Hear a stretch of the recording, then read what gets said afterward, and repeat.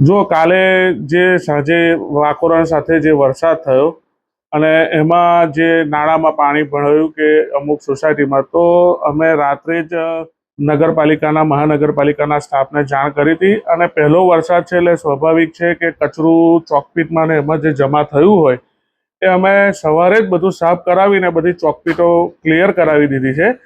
અને જે કોઈ રસ્તાના બીજા જે કામ ચાલુ છે ને એના લીધે જે થયું છે એની પણ અમે જાણકારી આપી છે કે લોકોને અવર જવર માટે રસ્તો જેટલો જલ્દી બને એટલો ખુલ્લો થાય એનો અમારો પૂરેપૂરો પ્રયત્ન છે. સાહેબ, તમે તો હમણાં જ આવ્યા, પરંતુ આગળની જે બજેટ હતું એ બજેટમાં મોટા પ્રમાણમાં પ્રી મોન્સૂનની કામગીરીનું પણ બજેટ ફાળવવામાં આવ્યું, તો એ રૂપિયા પણ વપરાયા, તો પણ આવી હાલત, એટલે પ્રી મોન્સૂન કામગીરી નથી થઈ એવું લાગે છે?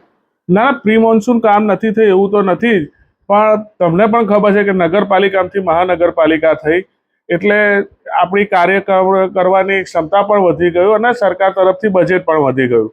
એટલે એક સાથે આટલી બધી જગ્યાએ જે કામ ચાલુ છે એ આપણને જે આ સરકારશ્રીએ જે બજેટ આપ્યું છે એની ક્ષમતાથી, જે કોર્પોરેશનની ક્ષમતાથી આપણને આપ્યું છે, એટલે એક સાથે આટલી જગ્યાએ કામ ચાલુ છે.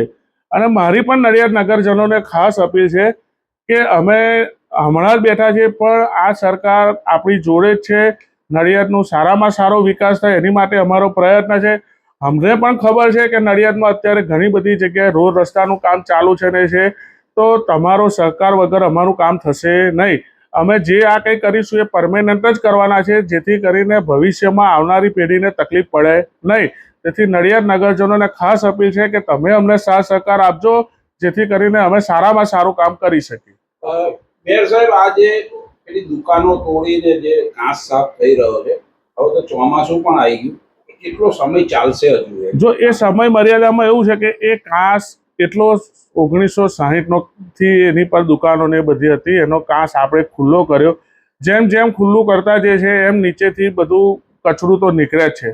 આગળ આપણે સરદાર ભવનની પાછળ પણ માન્ય ધારાસભ્યશ્રીને નડિયાદ નગરજનોની અમારા કોર્પોરેટરોની ટીમ ગઈ હતી. અમે જોયું એમાં જે નર નાખેલા હતા એ નર અમે ખોલી કાઢ્યા છે અને અમે એનું લેવલથી હવે કામ કરીશું.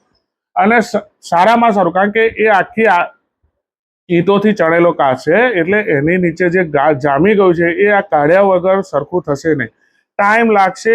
તેથી જ અમે નડિયાદ નગરજનોને અપીલ કરે છે, સારું કામ કરવા બેઠા છે. ધારાસભ્યશ્રીનો અથાગ મહેનત છે. નડિયાદ કોર્પોરેટરો પણ જે અત્યારે નવાઈ ચૂંટાઈને આવ્યા છે એ બધા પણ રાત દિવસ મહેનત કરે છે. સહકાર આપો, જેટલું જલ્દી થશે એટલું અમે બધું કામ કરીશું. મનીષભાઈ, એક વખત એ કાચ સાફ થઈ જશે તો કેટલા ટકા નડિયાદને રાહત થશે પાણીમાં? અત્યારે એ કાચ સાફ થઈને જ્યારે ચાલુ થશે તો મોટા ભાગનું જે પાણીની સમસ્યા ભરાવાની છે, કારણ કે પાણીની સમસ્યા આપણે નડિયાદમાં ખબર છે કે મેઇન છે ભરાવાની, એમાં મોટા ભાગે આપણે રાહત થઈ જશે.